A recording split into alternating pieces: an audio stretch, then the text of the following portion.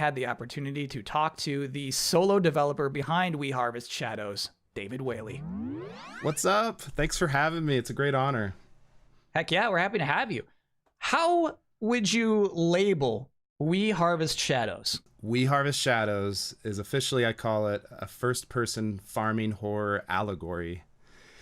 And it's because I wanted to do a lot of weird things with this game. I wanted to make a beautiful horror game. It's very personal, story-wise. I call it anti-cozy game, which you're probably wondering, how does that even work?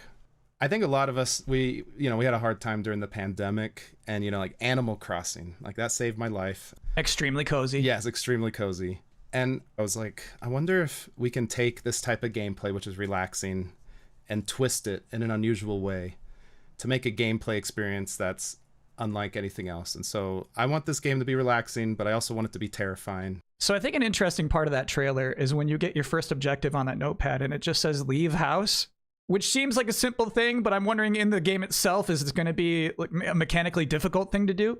I don't want to spoil anything, but in the trailer, I wanted to show this main character, his mental state and how his capacity is different. And maybe sometimes we want to judge people that, like, oh, they can't leave the house, what's the big deal? But I've had days like that where that's the hardest thing in the world.